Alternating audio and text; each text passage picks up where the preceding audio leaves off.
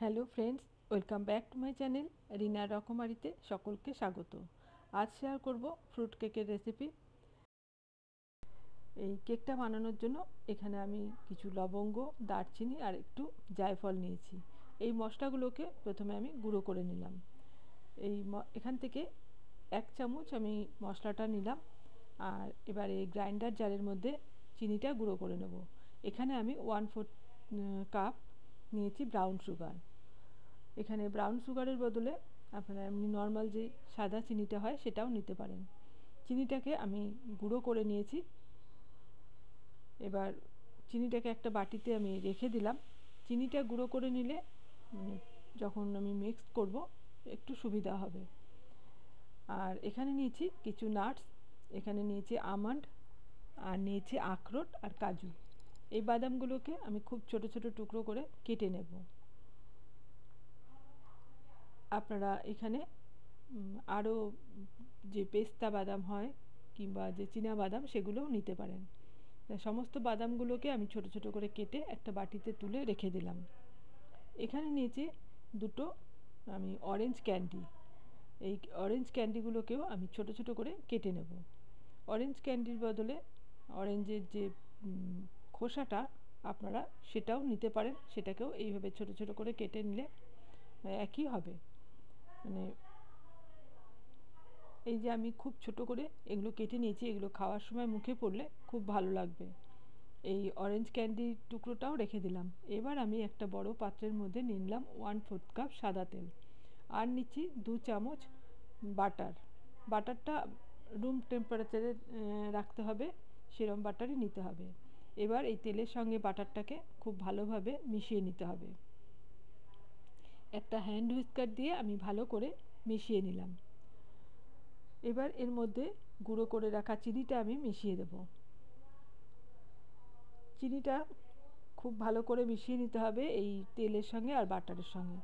আপনারা তেল আর বাটারের মধ্যে যে কোনো একটাও নিতে পারেন, শুধু বাটার কিংবা শুধু তেলও নিতে পারেন। খুব ভালো করে মেশানো হয়ে গেছে। এখন এর মধ্যে দেব ডিম। আমি 2টো ডিম দেব, আর 2টো ডিমকে একসাথে দেব না, একটা একটা করে দিয়ে মিশিয়ে নেব। যত ভালো করে ফেটানো হবে কেকটাও ততটাই খেতে ভালো হবে। একটা ডিম মেশানো হয়ে গেল, আমি আর একটা ডিমকেও ফেটিয়ে এইভাবে মিশিয়ে নেব। 2টো ডিমকেই খুব ভালোভাবে মিশিয়ে নিলাম। এবারে আমি যে মশলাটা গুঁড়ো করে রেখেছিলাম সেখান থেকে 1/4 চা চামচ দিয়ে দিলাম। এবার এটাকেও ভালো করে মিশিয়ে নিতে হবে। মশলাটা মেশানো হয়ে গেলে পরে এর মধ্যে আমি এখন একটা ছাঁকনি নিয়ে নিলাম, আর 1 কাপ ময়দা নিয়েছি। ময়দাটাকে চেলে নিলেই ভালো হবে। দিয়ে দিলাম 1/4 টেবিল চামচ বেকিং সোডা, 1/2 চামচ বেকিং পাউডার, আর দিলাম 1 চিমটি নুন। এবার এইটাকে খুব ভালো করে চেলে নিলাম। এবার খুব ভালো করে মিশাতে হবে সমস্ত কিছু। একটা আমি স্প্যাচুলা দিয়েই মিশিয়ে নিচ্ছি, যেন এর মধ্যে কোনো দলা না থাকে, এমনভাবে মেশাতে হবে। খুব ভালো করে মেশানো হয়ে গেলে এটাকে খুব আবার বেশ অনেকক্ষণ ধরে ফেটাতে হবে। হ্যান্ড হুইস্কার দিয়েও আপনারা ফেটিয়ে নিতে পারেন, আমি এই স্প্যাচুলাটা দিয়েই ভালো করে মিশিয়ে নিলাম।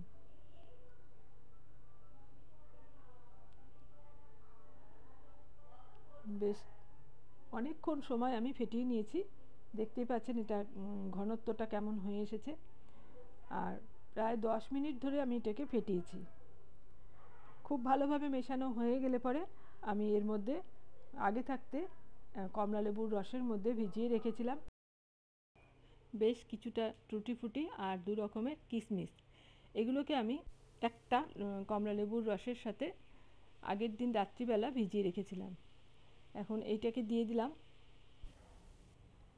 এবার যে অরেঞ্জ ক্যান্ডিগুলো কেটে রেখেছিলাম সেগুলো দিয়ে দিলাম, আর যে বাদামের কুচি করে রেখেছিলাম সেগুলোও দিয়ে দিলাম। এবার সব কিছু আবারও খুব ভালো করে মিশিয়ে নিতে হবে। তোমরা এর মধ্যে আরও অনেক কিছু ড্রাই ফ্রুটস অ্যাড করতে পারো। আমার কাছে যেগুলো ছিল আমি সেগুলো দিয়েই সমস্ত মিশিয়ে নিলাম। এখন খুব ভালোভাবে এটা মেশানো হয়ে গেছে।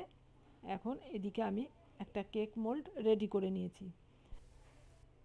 কেক মোল্ডের মধ্যে আমি একটা বাটার পেপার দিয়ে দিয়েছি, আর তারপর আমি এই মিশ্রণটা দিয়ে দিলাম। এবার ভালো করে ওপর থেকে সমান করে দিলাম একটু স্প্যাচুলাটা দিয়ে, আর ওপর থেকে আমি একটু চেরি দিয়ে সাজিয়ে দিচ্ছি। এখানে তোমাদের ইচ্ছা মতো তোমরা যে কোনো ড্রাই ফ্রুটস দিয়েও সাজিয়ে দিতে পারো। সমস্ত চেরি দিয়ে সাজানো হয়ে গেলে পরে এদিকে আমি এটাকে আজকে কেকটা বানাবো এয়ার ফ্রায়ারে। তোমরা যদি গ্যাসেও বানাতে পারো কিংবা ওভেনেও বানাতে পারো। আমি এটাকে প্রিহিট করে নিলাম 150 ডিগ্রি টেম্পারেচারে, আর এখন এটাকে আমি বেক করতে দেবো 1 ঘন্টা। আমি টাইমটা সেট করে দিলাম, আর আমি 40 মিনিট পর দেখে নেব যে এটা কতটা হয়েছে। যদি প্রয়োজন হয় আমি তখন আরও বাকি যে 20 মিনিট থাকবে সেটা সেট করে দেবো। আমি পুরোপুরি 1 ঘন্টায় এটা করে নিয়েছি। এবার আমি বের করে নিচ্ছি। দেখুন কত সুন্দর দেখতে হয়েছে কেকটা। আর এখন এটাকে বের করে আমি ঠান্ডা করতে দেব।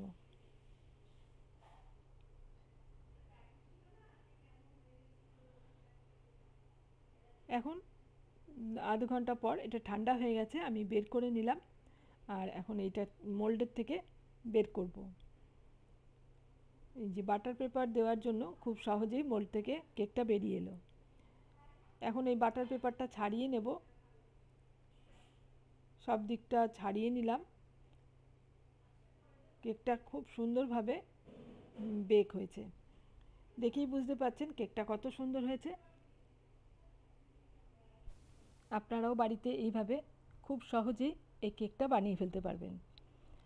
আমি এখন কেকটাকে কেটে নেব। আর আমার আজকের এই কেকের ভিডিও আপনাদের কেমন লাগলো কমেন্টসে জানাবেন। ভালো লাগলে লাইক আর শেয়ার করে দেবেন। আমার চ্যানেল এখনও সাবস্ক্রাইব করা না থাকলে চ্যানেলটা সাবস্ক্রাইব করে পাশে থাকা অল বাটনটা প্রেস করে রাখবেন। পরবর্তী ভিডিওর নোটিফিকেশন আপনার কাছে চলে যাবে। আজ এখানে শেষ করছি, আবারও চলে আসবো অন্য কোনো ভিডিও নিয়ে। এতক্ষণ আমার সাথে থেকে ভিডিওটা দেখার জন্য অসংখ্য ধন্যবাদ।